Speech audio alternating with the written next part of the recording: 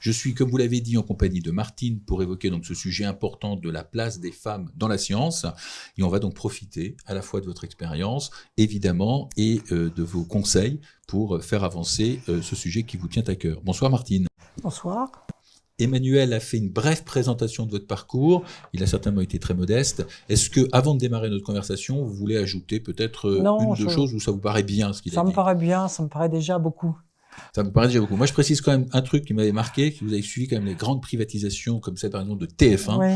et ça assoit quand même, je dirais, la femme de pouvoir entre guillemets que vous avez pu être sur des sujets quand même très lourds, très costauds, et portés par une bande de mecs entre guillemets qui vous a donc fait une jolie Oui, place. parce que avant de créer ma banque d'affaires, j'étais associée de la banque Indosuez et j'ai donc conseil de très grands groupes, ce que j'ai toujours été toute ma vie en fait. Voilà donc en tous les cas pour cette brève présentation. Cette place des femmes, plus précisément celle des chercheuses aujourd'hui. Alors une question toute simple peut-être pour vous situer par rapport à ce débat. Est-ce que je peux être un peu trivial et vous demander si vous êtes féministe ou pas?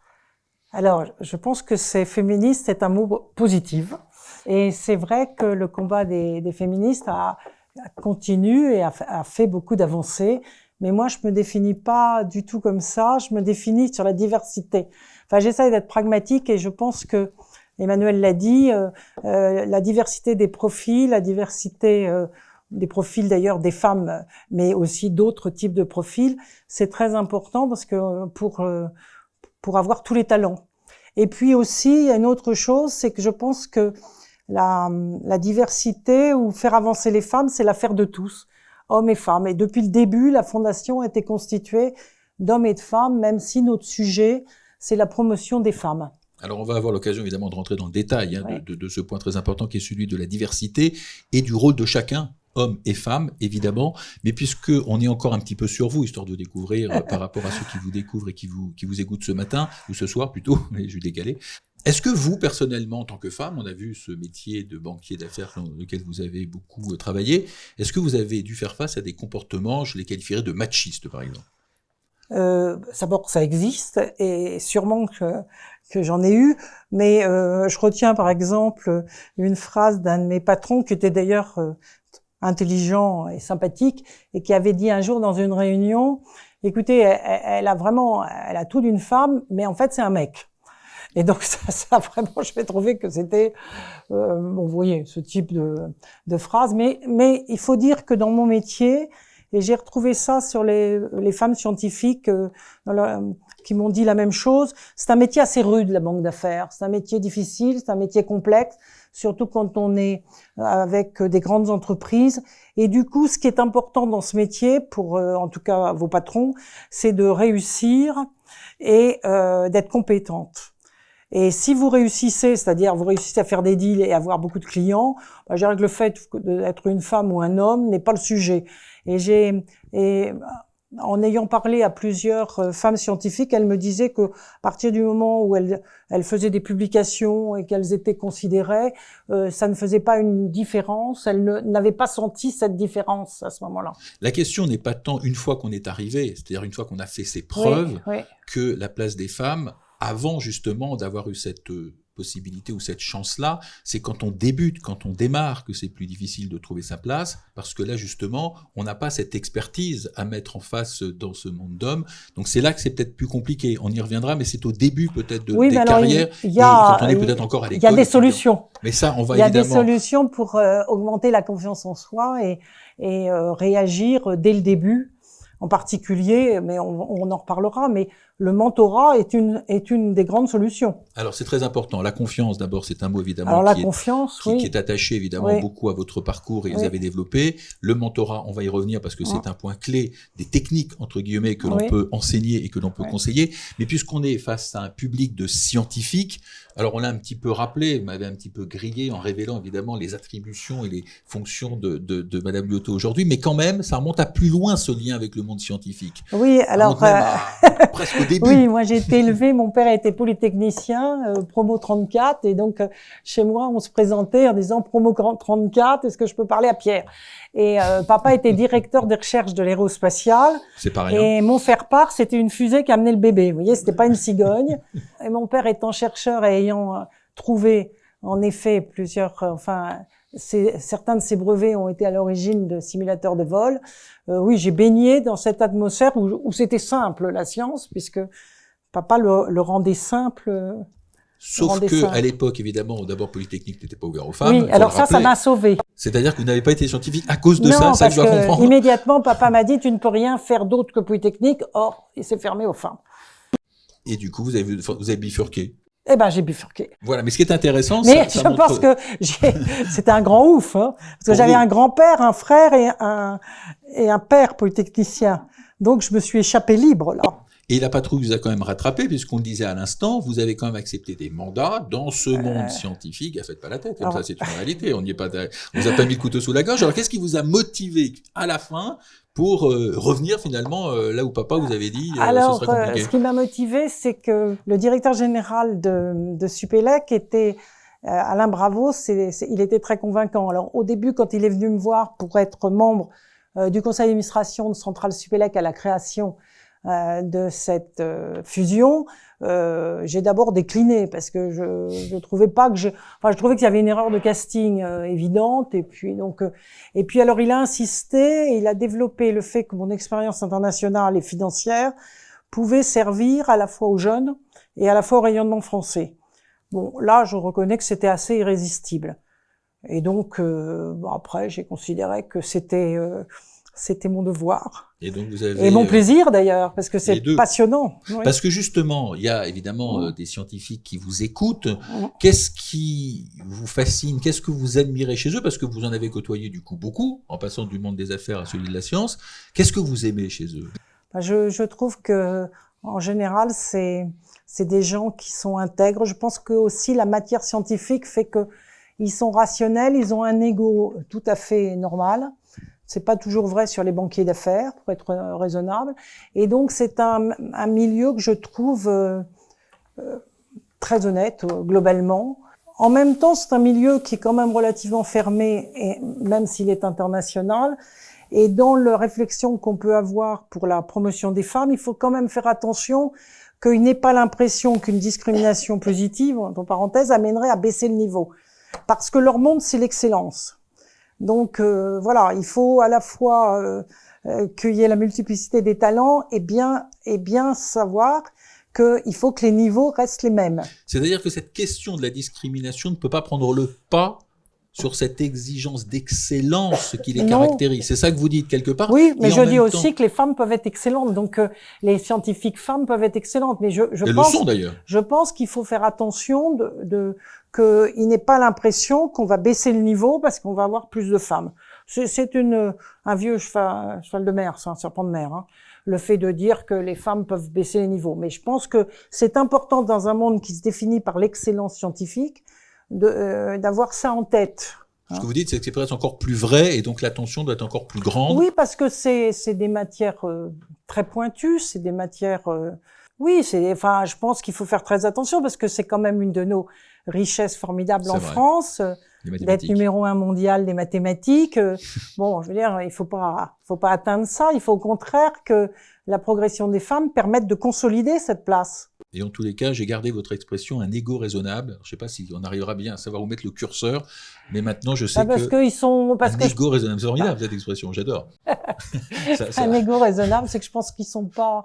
Comme finalement, on a affaire, en tout cas dans ceux que je côtoie, beaucoup de gens qui sont très bien dans leur matière, ils n'ont pas besoin d'en rajouter. Alors, on va... Ils sont simples, voilà. Ils sont simples. Ça, vous en parlez, moi je les connais moins bien que vous, mais je vous crois sur parole. Il y a quand même le film que beaucoup ont vu avant que l'on démarre cette conversation ensemble. Emmanuel le disait, si vous l'avez pas fait, j'espère que vous aurez peut-être envie de le découvrir après. Quand même une réaction de votre part, parce que il y a des témoignages absolument terribles, et on peut pas rester évidemment indifférent, d'autant que ce sujet évidemment vous tient à cœur. Quelle est votre réaction?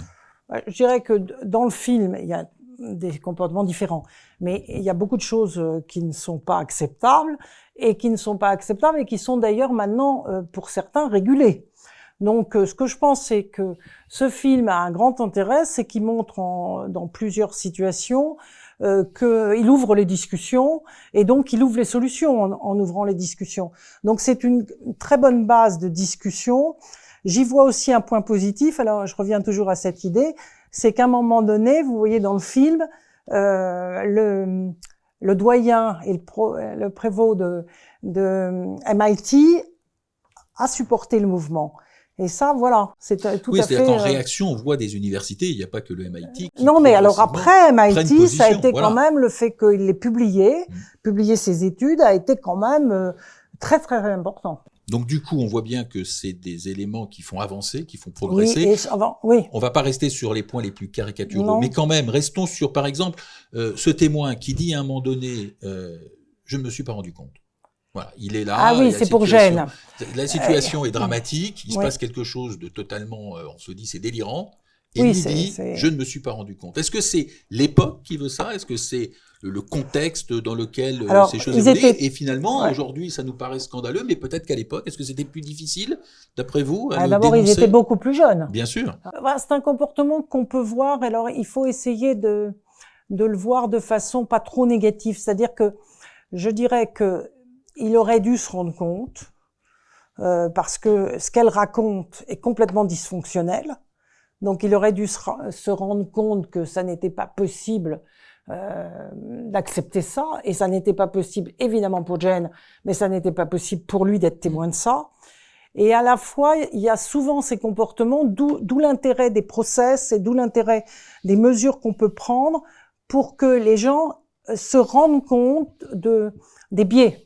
Et ce qui est important dans ce que vous dites, c'est que les méthodes dont on va parler, elles sont pour les victimes, je vais les appeler comme ça, mais aussi pour ceux qui ne viennent pas en aide et qui ne savent peut-être pas aussi comment faire. Et d'une certaine manière, c'est dans ce vide que l'inacceptable se produit. Et c'est peut-être pour ça aussi qu'il faut corriger le tir. Et même le bourreau. Le bourreau, s'il y avait eu des process ou une réaction différente, aurait ces marchands là, il aurait été forcément plus marginalisé. Si à un moment donné quelqu'un lui aurait dit calmement que ça n'était pas possible, je pense que il aurait eu moins de liberté. Ça n'excuse rien, mais je pense que aujourd'hui il faut travailler tout ça pour que la victime, j'aime pas mettre la femme en victime, c'est pas du tout mon. Mais en tout cas, elle était jeune, elle a accepté, bon.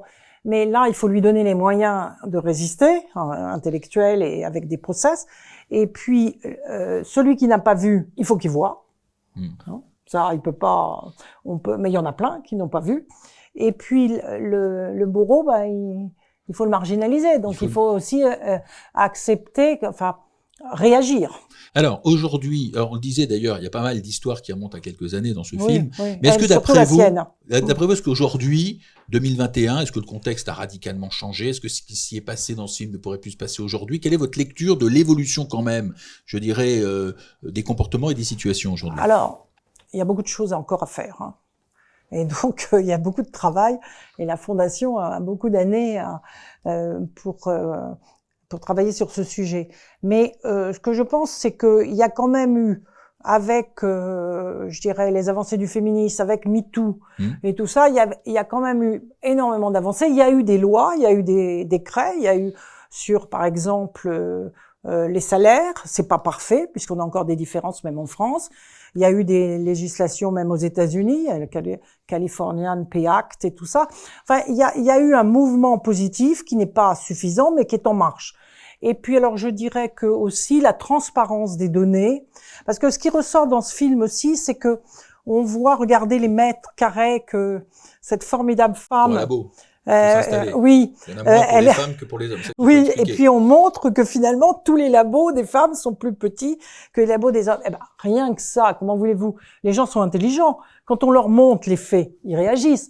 Donc je crois que ça, la transparence des données, la transparence des faits, rend les gens plus réceptifs. Et puis alors je dirais que il y a la montée de la RSE dans les grandes entreprises. Et donc, les dirigeants sont quand même très sensibles à ça. Et je dirais souvent très convaincus vraiment de la nécessité de retenir tous les talents et de déjà les attirer. Que les talents qui vont dans leur société correspondent à la société. Donc, des femmes, des hommes, des nationalités différentes. Et donc, tout ça, avec la montée de plus en plus importante de la RSE, amène quand même à réaliser. Et c'est pas uniquement le père des filles. Alors, la question de la transparence, vous en avez bien parlé, et on va y rester un instant si vous le voulez bien, parce que il y a parfois, souvent, simplement la peur de parler, la peur de s'exprimer. Vous l'avez dit, à la fois pour la victime, le bourreau, et puis celui qui ne vient pas en aide. Mais comment on crée les conditions de cette transparence, puisque c'est le mot que vous avez employé tout à l'heure? Je pense que, si vous voulez, on crée les conditions. D'abord, là, on va se situer sur l'université, mais je dirais pareil si c'était une grande entreprise. D'ailleurs, en affichant déjà que la mixité, c'est une valeur fondamentale de l'université. Et dans la charte des valeurs. Parce que, à ce moment-là, si vous voulez, les femmes se sentent reconnues, souhaitées. Ça, c'est pas marginal du tout, parce que, à la suite de ça, ça va développer une série de process et de réflexions sur comment lutter contre des biais, des stéréotypes, parce qu'on a tous des biais et des stéréotypes. Hein. Et donc, il y a des process, il y a des mesures, à mettre en place sur le recrutement, sur la gestion des réunions, sur des tas de choses qu'on voit dans le film d'ailleurs quand elle dit on était exclu des mails ou on nous marginalisait. Il y a des techniques pour ne pas être exclu des mails et pas marginalisé. Oui, mais là, ce qui est important dans ce que vous dites, c'est que là, on n'est plus dans des situations extrêmes et scandaleuses. Il y en a sûrement. Mais ce que je veux dire par là, c'est que là, c'est un peu plus compliqué peut-être à corriger, parce que c'est pas forcément des mauvais gars ou des mauvaises personnes, mais qui ont peut-être des mauvais réflexes, qui ont peut-être simplement des mauvais gestes. C'est vrai que pas mettre une femme scientifique dans une boucle de mail, elles se sont un peu exclues. On est dans une réunion, tout le monde parle, dès que la personne féminine veut parler, on lui laisse moins de possibilités de s'exprimer. Toutes ces petites choses, ces petites vexations qui finalement viennent peut-être toucher à cette question de confiance dont vous avez parlé tout à l'heure. Est-ce que là, on n'est pas au cœur du problème? C'est-à-dire la manière dont les hommes laissent cette fameuse place aux femmes dans, je dirais, un monde très vivant et pas simplement à travers une charte. Oui, mais alors, écoutez, moi, d'accord, mais ça veut quand même dire qu'il y a les stéréotypes et les biais sont des deux côtés. Et ils sont souvent inconscients. Donc, vous pouvez partir de l'idée que tous les hommes sont négatifs sur la diversité, mais ça va pas faire avancer l'affaire. Hein. Donc, en fait, c'est pas vrai. La plupart du temps, c'est pas qu'ils ne soient pas intéressés, c'est qu'ils n'y pensent pas. Donc, il faut les amener. Mais c'est quoi? C'est de la négligence? Vous prendriez ce mot? Non, c'est que quand vous êtes, c'est valable pour tout le monde. Quand vous ressemblez dans un cercle, vous avez tendance à choisir la personne qui vous ressemble. Mon premier président de la banque de Suez, il m'avait dit attention, la première nomination, comme vous êtes la seule femme, ils vont tous être nommés sauf vous. Alors il m'avait dit réagissez, hein, très fort, parce que sinon ça va continuer. Et donc, j'ai réagi, oui. Mais ce que je veux dire, c'est que il faut partir de l'idée positive qu'on peut changer les choses et que les gens ne sont pas négatifs par rapport. Il y a une proportion de négatifs, hein, petite proportion. Je dis souvent, mais je ne vais pas le dire là. Mais vous allez le dire quand même. Je dis souvent que ceux-là, il faudrait les noyer, mais ils sont très peu, 0,005. Et ceux-là, bon, ils sont incurables. Mais la plupart des hommes, moi, j'ai pas du tout eu ça. J'ai été encore une fois, moi, j'ai embauché beaucoup de femmes et j'étais dans un milieu complètement d'hommes et mes mentors ont toujours été des hommes. Et ça a marché, la preuve, puisque ça a marché, mais ça marche avec des mentors femmes et des mentors hommes. Mais moi, j'avais que des mentors hommes. Alors en même temps, il y a un autre argument sur lequel je voudrais vous entendre, au-delà de cette négligence dont je parlais à l'instant, c'est que très souvent, quand on dit il n'y a pas suffisamment de femmes, que ce soit dans un conseil d'administration, dans un COMEX ou dans les universités avec des hautes responsabilités, les hommes disent un peu pour se défausser, mais c'est pas de notre faute. Je veux dire, simplement, par exemple pour les mathématiques, j'ai entendu en préparant cette conversation avec vous, peut-être que les femmes n'ont pas d'appétence pour les mathématiques, c'est comme ça, on va pas non plus les chercher si elles n'existent pas.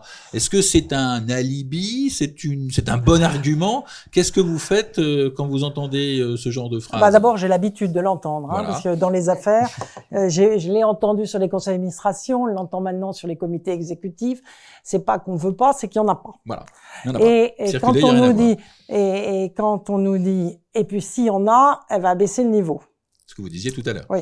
Des conseils d'administration et tout ça, des comités exécutifs, oh là là, on va baisser, là, c'est fou rien. Et en fait, pas du tout. L'expérience a montré avec les quotas, sur lesquels, au départ, j'étais moins réservée, hein, a fait que finalement, les conseils d'administration, on peut être fier de la France, hein, il y a 40% des femmes dans les conseils d'administration des grands groupes ou des ETI, hein. Et donc, ça a montré que non seulement ça ne faisait pas baisser le niveau, mais que c'était très intéressant comme diversité d'opinions, de savoir, de connaissances, et que ça amenait un équilibre général plus important. Donc, j'aurais tendance à dire que les femmes... Écoutez, si on a eu quand même un prix Nobel de chimie et qu'une autre iranienne qui a donné lieu à une bourse a été médaille Fields, c'est qu'il y en a sûrement d'autres. Hein. Et donc, je suis persuadée qu'à l'Institut des hautes études scientifiques et aux autres instituts, ils reçoivent énormément de CV de jeunes femmes extrêmement brillantes. Et en plus, alors, ce qui est vrai, c'est qu'il faut les accompagner. C'est-à-dire que vous voyez que on en perd beaucoup entre le bac et les écoles d'ingénieurs. On a 18-20% et on n'arrive pas à tellement augmenter. Et après, les jeunes chercheuses, on en perd aussi. Donc, il faut vraiment accompagner ce mouvement. Mais ça commence à prendre effet parce que, vous voyez, sur Centrale Supélec, en ce moment, ils reçoivent 50 femmes et garçons et filles de la seconde pour les intéresser sur les matières scientifiques avec une égalité. Donc moi, je pense que, encore une fois, il faut déclencher une action volontariste pour les avoir sans baisser les niveaux. Sans baisser les niveaux. Non. Alors, vous avez cité d'autres instituts, mais quand même, à l'IHES, il y a, et Emmanuel y faisait allusion, l'arrivée, j'ai envie de dire, enfin, d'une femme, la 21e, si j'ai bien compris, en tant que professeure permanente, Laure Saint-Raymond, pour ne pas la citer. Alors, qu'est-ce que ça vous inspire d'être aujourd'hui à l'IHES avec enfin une femme? 2021. Beaucoup d'admiration pour les HES, mais je pense que c'est que le début. Il faut l'espérer. À mon avis, ce qui va se passer, c'est qu'ils vont avoir vite, ils vont se donner des objectifs chiffrés importants et ils vont avoir vite beaucoup plus de femmes. Il y a quelque chose, et je ne connais pas du tout Laure Alors, Saint-Raymond. Ça ne va pas changer du jour au lendemain. La semaine prochaine, on en sera toujours à ce chiffre-là. Ce que je pense, c'est que s'ils se donnent un objectif d'en avoir 5 en 5 ans, ils vont y arriver. Ce qui est important, moi je ne connais pas Laure Saint-Raymond, donc je ne parle pas en son nom, mais on a l'impression qu'une fois que ces femmes, qu'elles soient dans le monde des affaires ou dans le monde des sciences, une fois qu'elles ont acquis cette notoriété-là en tant qu'expertes, en tant que chercheuses, elles prennent pas forcément le lead dans les questions que vous portez vous, c'est-à-dire justement remuer ciel et terre pour faire en sorte qu'il y ait des personnes qui puissent, je dirais, leur succéder. Elles rentrent dans les... Vous voyez ce que je veux dire? Elles ne pas être forcément des porte-drapeaux. Alors après, chacun réagit. Mais je ne la connais pas, je parle pas pour Laure. Non, je ne veux pas parler non plus pour elle. Ce que je pense, c'est que quand vous avez eu l'impression, vous savez, chacun a sa propre histoire et sa propre, je sais pas, des facilités qu'on a quand on est jeune et tout ça, et un contexte qui explique que finalement, quand on est doué, on y arrive quand même de toute façon. Mais pour moi, l'exception ne fait pas la règle. Je veux dire, moi, j'ai commencé à m'intéresser en 2009 quand il y a eu la loi sur les quotas et qu'on m'interrogeait en me disant vous êtes une femme entrepreneur. Alors là, moi, je savais ce que j'étais une femme, je savais que j'étais un entrepreneur, mais une femme entrepreneur, je ne savais pas. Et mon conseil d'administration était égalitaire, mais je ne m'en étais pas rendu compte. Pour montrer que moi, je faisais de la diversité femmes. Sans le savoir. Sans le savoir. Et alors là, j'ai été voir les chiffres. Et là, honnêtement, quand on voit les chiffres, on se dit que, voilà, on se dit que moi, je voulais développer des choses pour aider les entrepreneurs ayant déjà un certain nombre d'années. Là, je me suis dit que j'avais une responsabilité sociétale. Après, chacun a une manière différente de remplir, son rôle sociétal. Alors, vous avez été la première femme dans un job de banquier d'affaires. Dans ma banque. Dans votre banque, ça c'est évidemment un point important. Oui. Vous l'avez dit, 2009, c'est une sorte de déclic. Donc là, qu'est-ce qui se passe? Comment se crée cette fondation et comment vous lancez votre mouvement? Eh bien, en fait, à ce moment-là, j'étais présidente des anciens élèves de Stanford et je voulais faire quelque chose quand même. J'avais vendu des sociétés, j'avais ma banque d'affaires qui marchait très bien et je me disais que j'avais créé des équipes, j'avais créé, certaines réussites, mais que j'avais pas fait grand-chose pour la société. Et donc moi, il y avait quand même cette idée qui est très américaine de give back. Hein. Donc je m'étais dit faut rendre un peu parce que je peux dire pas que le chemin était fait que de roses, mais enfin j'avais quand même beaucoup reçu. Donc je me suis dit que j'avais une responsabilité. Alors au début, je pensais faire une association pour les entrepreneurs, hommes et femmes. Et puis quand j'ai vu les chiffres, alors là, je me suis dit que j'avais une responsabilité très précise. Je me suis retournée vers mes amis hommes et femmes de Stanford. Et l'aventure a commencé sur un programme d'accompagnement des entrepreneurs femmes sur 18 mois en France, entre la France et les États-Unis, entre la France et le Canada. Vous avez développé très concrètement 4 différents types d'actions. Est-ce qu'on peut les citer peut-être les unes après les autres? J'ai développé des programmes de mentorat, de mentorat pour entrepreneurs, je viens de les citer, de mentorat intercompagnie pour les femmes dans les sociétés. Alors peut-être juste, ça paraît évident, mais donner peut-être une petite définition de le mentorat. J'imagine que tout le monde doit à peu près savoir ce que c'est, mais c'est quoi le principe que vous avez, vous, mis en place à travers ce programme? C'est quelqu'un qui a une expérience et qui veut partager cette expérience et aider quelqu'un de plus jeune à progresser, à mieux se connaître, à progresser dans sa carrière professionnelle. Et donc, d'abord, le mentor, donc, il lui faut de la disponibilité, de la bienveillance, et il faut aussi, pour moi, qu'il ait bien réussi, parce que ça donne, et voilà. Alors, il peut être dans une société, il peut être entrepreneur, et donc, on a les mentors hommes et femmes pour les entrepreneurs. Et pour les femmes dans les sociétés, en fait, on a un programme de mentorat qui dure 1 an en Europe, on en a un aux États-Unis, on en a un en Asie, à Singapour. Donc, en général, là, on a des pairs d'une vingtaine de pairs qui, pas dans 1 an, donc va développer un programme de mentorat. Et dans ces programmes de mentorat, nous avons ce que j'appelle des learning days, c'est-à-dire qu'on on fait des séances de formation, de développement, de leadership et tout ça dans ces programmes. Donc ça, c'est le mentorat. Donc ça, c'est le mentorat. Après, on a des programmes de développement qu'on a avec les grandes universités mondiales, et ça, c'est des programmes qui sont de développement pour les femmes. Il pourrait, d'ailleurs, les femmes scientifiques, je pense que pourraient utilement les suivre. Alors ça, c'est des programmes. Le but, c'est de comprendre son leadership personnel, savoir l'exprimer.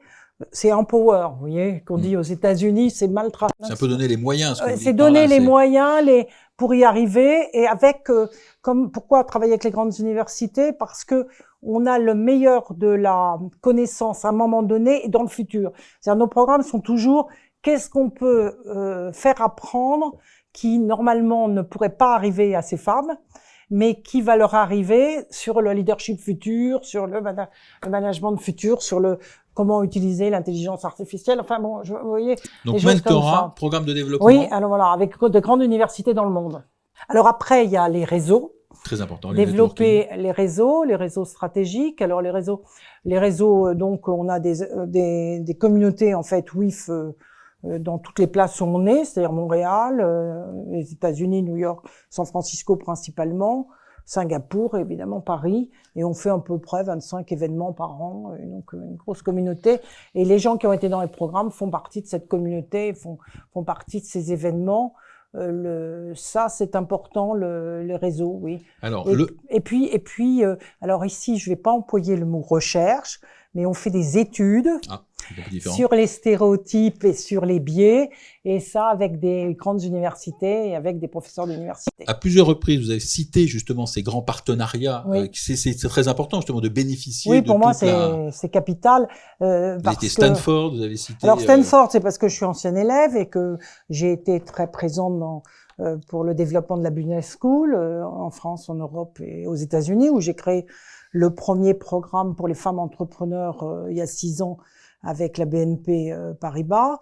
Et puis après, j'ai décliné. Donc j'ai décliné au Canada, c'est McGill. En recherche, en études, c'est Concordia. Alors Stanford et Berkeley. Et puis à Singapour, c'est National University of Singapore, c'est le numéro 1 mondial en management. Et évidemment, c'est Centrale Supélec et l'université Paris-Saclay. On a lancé la semaine dernière un très joli programme pour les jeunes femmes. Comment on raccorde votre expérience et ces actions que vous venez de nous décrire, et comment on l'adapte, comment le monde de la science peut se l'approprier d'une certaine manière? Comment on fait le lien maintenant? En tout cas, ce que je crois, c'est que tous ces thèmes peuvent être utilisés pour l'université, pour les femmes dans les sciences. C'est-à-dire que définir une charte de mixité, enfin avec les valeurs de la mixité, et amener à travailler grâce aux études qui existent et tout ça sur des comportements de managers dans l'université et des comportements pour les chercheurs et les chercheuses, ça peut tout à fait être la même chose. Après, le mentorat, pour moi, c'est très important. Ça comporte principalement de l'accompagnement des jeunes chercheuses. Et ça pourrait être développé encore plus. Je pense que toute jeune chercheuse devrait avoir un ou une mentor. Qui a été votre mentor à vous, s'il y en avait? Moi, j'ai eu des mentors extraordinaires. Alors... Parce que comme j'étais un peu seule, le président de la banque de Suez, qui était le fondateur du groupe Suez, c'était Jacques Française, qui était honnêtement un pur génie, était mon mentor. Naturellement, tout ça était informel, mais en fait, je venais lui expliquer, et il me raconte, et il m'aidait à comprendre les situations et à évoluer. Et dès le début, en fait, parce que ça l'étonnait en fait d'avoir une femme qui voulait être banquier d'affaires à 21 ans, donc c'était un espèce de jeu presque. Oui, enfin voilà, après je l'ai eu vraiment jusqu'à sa mort. Il est mort très très vieux. Et puis alors j'ai été conseil de grands entrepreneurs comme Serge Kampf et Francis Houy. Et honnêtement, ça a été formidable parce que ça m'a permis de simplifier toutes les situations. C'était des gens qui parlaient très simplement et ils mettaient toujours l'église au milieu du village. Et donc ça m'a beaucoup aidé. Je cite aussi Gérard Worms qui avait un sens du consensus, qui m'a beaucoup aidé quand je suis devenue entrepreneur, de penser vraiment que dans un deal, il faut que les choses soient équilibrées pour que ça marche. Et donc voilà, moi j'ai eu des mentors magnifiques, et je leur dois sûrement une grande partie de ma carrière. C'est aussi pour ça que j'ai développé les actions de mentorat. En fait, on a beaucoup parlé des femmes et les hommes alors, parce que on a l'impression qu'on s'occupe beaucoup de faire en sorte que les femmes aient plus confiance, ou les développer dans les réseaux, etc. Mais qu'est-ce qui va faire que les hommes, eux aussi, changent de comportement? Écoutez, je pense que de toute façon, les hommes sont une grande partie de la solution. Donc ça, c'est vrai, mais je pense qu'ils le savent et que ce que je crois, c'est que je parlais des biais, des stéréotypes. Je crois que il faut que toute l'entité comprenne avant tout, parce que dire c'est injuste, ça n'a jamais servi à bouger les choses. Dire la situation est injuste, il faut la rétablir, ça n'aide pas. Mais par contre, si vous dites vous ne pouvez pas ne pas avoir des talents divers. Vous ne pouvez pas vous priver, comme l'a dit Emmanuel, de 50% de l'humanité. C'est un avantage compétitif formidable vis-à-vis des clients, parce que les clients, ils ressemblent au monde. Donc, il y a des femmes dans les clients, mais il y a des femmes de toute race et de toute nationalité. Donc, ça vous fait ressembler à vos clients. Et c'est un moyen que comprennent très bien certains groupes de réussir. Et à partir du moment où ça vient d'en haut, c'est-à-dire il faut toujours que ça vienne quand même, une impulsion vient du président du groupe et qu'il soit convaincu. Parce que le problème qu'il peut y avoir, c'est surtout le middle management. Et le middle management, ce qu'il faut, c'est les convaincre que c'est pas contre eux, que ça va leur apporter des choses. Et ça, il y a des ateliers, il faut raisonner en positif toujours. C'est-à-dire, encore une fois, il faut pas croire que les gens sont misogynes par nature. Je crois pas du tout. Je crois simplement que, et je crois en plus que c'est très moderne, le leadership moderne, avec ce besoin de sens qu'ont les jeunes générations, ce besoin de développer sa propre valeur ajoutée pour adhérer au collectif, c'est complètement en phase avec la diversité. Donc, je pense qu'en plus, on est dans le bon sens historique du monde. Alors, à la fois une lecture positive et optimiste Alors oui, sujet. Moi je suis une optimiste. Et pour finir, on va revenir aux femmes pour ma dernière question, c'est normal puisque honneur à elles ce soir. Vous avez employé le mot de confiance tout à l'heure. Ouais. Comment on donne confiance? C'est quoi une femme qui a confiance en fait? Vous savez, la confiance, ça se bâtit avec les réussites, avec l'expérience. Donc il est normal que quelqu'un de jeune, sauf si elle a eu un climat particulièrement favorable dans son enfance, de ses parents et tout ça, il est normal qu'elle manque un peu de confiance. D'ailleurs, ce qui serait étonnant, c'est qu'elle en ait beaucoup des jeunes. voyez, moi, je vois de temps en temps des femmes qui ont 25 ans qui me disent qu'elles sont des leaders naturels. Bon, là, je commence à stresser un peu parce que je me dis que, bon. Il y a un loup. Il y a un loup. Je me dis que là, l'ego est peut-être pas complètement maîtrisé. Mais. Raisonnable, voilà. Non, ce que je crois, c'est que, il faut se faire accompagner. Il faut d'abord être soi. Il faut vraiment ne pas s'écarter de ses valeurs et être soi. Parce que si vous voulez, être quelqu'un d'autre, et ça, Rachel Burks le montre dans le film, où elle montre que on l'a entraînée dans une forme où il fallait qu'elle se lisse les cheveux, etc. Puis elle s'est rendue compte que ça n'aidait absolument pas à progresser, ni à convaincre le monde.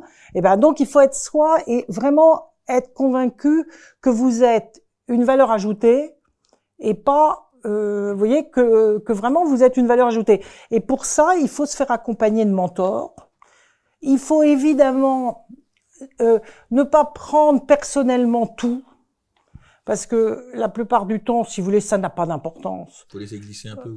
Oui, faut glisser, parce que vous voyez l'histoire quand on m'a dit, quand on m'a répété c'est un mec, bon, je me suis dit bon. Voilà, c'est ennuyeux pour lui, mais je crois qu'Alain Delon l'avait dit de Florence Artaud. Oui, un jour sur une émission de télé, il avait dit c'est un vrai mec. Bon, vous voyez, je me suis dit bon, il faut mieux en rire, mais en plus le type était bien, donc bon, ça a glissé. Et puis il faut travailler beaucoup, il faut être conscient de progresser, de se former tout le temps. Hein, d'où le fait que moi je pense que les programmes de développement c'est tout le temps qu'il faut en avoir. Parce que tout le temps on peut s'améliorer. Et puis alors il faut s'ouvrir aux autres. Il faut penser que les réseaux pour moi c'est ça, c'est-à-dire vous pouvez avoir plus d'opportunités, parce que vous allez d'abord essayer d'apporter aux gens que vous rencontrez et il faut y aller en grande générosité et avec les autres.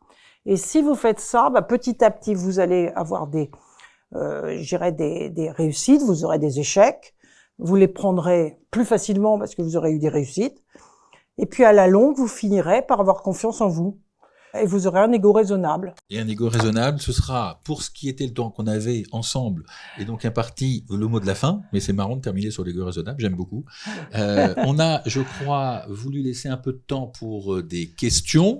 En tout cas, merci beaucoup Martine. Moi, je pense que cet éclairage positif et optimiste, moi je trouve, égaye un peu ma soirée avant le match du PSG. Y a-t-il des questions ? Alors, moi, je relaye une question qui nous est arrivée en ligne. Hein. La première, donc, est relativement costaude. Donc, les dirigeants et les dirigeantes en entreprise sont sensibilisés aux enjeux de diversité en se prêtant à des ateliers pour reconnaître et tester leur biais inconscient. Comment peut-on convaincre les scientifiques à participer aussi à ce genre d'atelier et à se remettre en question ? Je ne crois pas du tout que les scientifiques refuseraient de participer à ces ateliers. Si vous voulez, ce que je pense, c'est que les gens aiment bien faire. Donc, si on leur explique que les biais et les stéréotypes sont partagés par les femmes et les hommes, ce qui est la vérité, je ne vois pas pourquoi le milieu scientifique refuserait de faire ce qui n'est pas d'ailleurs toujours facile à faire quand on met des hommes et des femmes dans ces ateliers. Mais je pense que ces ateliers, alors vous les appelez ateliers, ou vous les appelez séances de réflexion. Enfin, je veux dire, après, il faut voir comment adapter peut-être au monde scientifique. Mais en tout cas, moi, je pense que, comme ils sont en général curieux, je pense que, je vois pas d'obstacle. Ça serait plutôt scientifique dans la salle de répondre, mais moi, je vois pas d'obstacle parce que ils sont honnêtes intellectuellement. Donc, si on leur dit que on peut améliorer la situation en travaillant sur des stéréotypes que tout le monde a, pas de raison. Si c'est vraiment voulu par l'université dans son ensemble, et puis s'il y a un vrai intérêt à augmenter la place des femmes dans l'université, moi je pense que Paris-Saclay a cet intérêt, il n'y a aucune raison. Vous voyez, nous quand on a fait, à travers la formation qu'on a fait en septembre, des ateliers scientifiques, les gens étaient très contents dans les laboratoires de médecine de voir cette promotion de jeunes femmes. Donc les gens sont ouverts, oui, ils sont intéressés. Alors, je dis l'autre qui est arrivé en ligne. L'autre qui arrive. Je ne sais pas qui elle vient, mais donc si on met en place des initiatives pour promouvoir des femmes, comment éviter d'engendrer un syndrome d'imposteur chez elles ? C'est la réponse que je fais sur les programmes de leadership et de développement. C'est que je pense qu'il faut qu'elles réalisent un peu leurs capacités. Et à travers ces programmes, on voit très bien au bout de 10 ans, 12 maintenant, que en fait, ça a changé leur perception d'elles-mêmes. Parce que souvent, alors je crois que les femmes scientifiques aussi, elles se voient en experts, elles se voient beaucoup moins en leaders. Mais à partir du moment où on les aide à se développer sur ces matières-là, je crois que... Alors, il y a une autre idée aussi que on n'a pas développée, pour lequel moi je suis très sensibilisée, c'est vous avez la chance d'être comme dans les affaires, mais un milieu mondial, les scientifiques. Donc, les femmes scientifiques représentent quand même un grand nombre de gens au niveau mondial. Donc, est-ce que les organismes de mathématiques ou tout ça, les associations de femmes ou les associations d'ailleurs mixtes ne pourraient pas faire une place virtuelle où les femmes scientifiques participeraient, non seulement se connecteraient, donc pour mieux connaître les opportunités qui peuvent être ouvertes dans un institut ou un autre, pouvoir s'aider à échanger les meilleures pratiques, et puis également dans cette place virtuelle, on pourrait mettre des modules expliquant, vous voyez, par exemple, tout ce que reprend, encore une fois, Rachel Burks pourrait être traité dans des modules. On pourrait expliquer comment faire. Par exemple, une réunion, c'est vrai que si vous présentez une femme en disant, voilà, c'est une scientifique formidable, elle a fait ces recherches-là, et on est tellement content de la mettre dans l'institut et de pouvoir avoir sa collaboration, forcément, on va l'écouter. Si vous dites c'est Madame Dupont, ça va être moins bien dans un grand groupe où il y a que des hommes. Donc, si vous voulez, il y a une manière de bien comprendre et la personne qui est minoritaire. Ce qu'il faut comprendre, c'est que beaucoup de gens sont discriminés. Alors évidemment, les femmes se sentent discriminées parce qu'elles représentent 50%, et d'ailleurs elles ont raison. Là. Il y a des discriminations, mais ça peut s'arranger. C'est-à-dire qu'il y a des techniques simples de prise de parole et tout ça qui n'ont pas lieu d'être agressives, mais qui remet la situation paisiblement en forme. Par exemple, moi j'ai vu cette semaine un chercheur présenter une jeune femme et il lui a pas laissé la parole, il l'a présentée positivement. Du coup, il n'avait plus rien à dire. Donc, si vous voulez, elle aurait dû le couper et dire, écoutez, c'est très bien, merci beaucoup de me présenter comme ça et je suis très très content de travailler avec monsieur. Tout ça, mais je vais vous décrire mon parcours. Donc, il y a quand même des techniques il y a quand même à réaliser que on peut changer beaucoup de choses en le réalisant. Que ça soit la personne qui mène l'entretien ou que ça soit, cette personne-là, elle était pas contre cette recherche. Et ils étaient au même niveau. Simplement, il avait pris le lead dans la présentation. Bizarrement. Non, mais, donc voilà, mais elle l'aurait arrêté, il n'aurait pas pris le lead. On a une autre question de Sylvie Benzoni, donc directrice de l'Institut Henri Poincaré, qu'on salue au passage. Elle nous fait remarquer le manque de confiance en soi trouve ses racines dans l'enfance. Que proposeriez-vous concrètement pour développer la confiance en elles des filles ? Alors moi, je pense qu'en effet, on a beaucoup de chance quand on a une enfance où on vous a développé votre sens de l'initiative, tout ça. Mais tout le monde n'a pas ça. Et justement, les mentors, les professeurs, les gens qui vous accompagnent sont là pour relayer et vous aider à l'acquérir. Donc, le nombre de gens dont je dirais l'avenir a été changé parce qu'ils sont tombés sur une personne bienveillante autour d'eux, et il y en a. Moi, je dis toujours, essayez de réfléchir autour de vous. Vous allez voir que vous avez des gens très intéressants qui sont bienveillants, à qui vous pouvez échanger et dire, voilà, j'ai cette difficulté.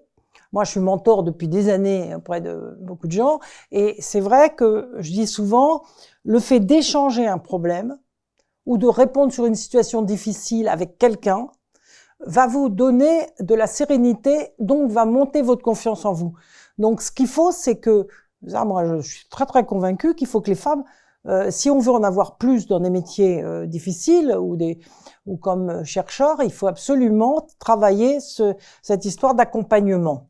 C'est fondamental.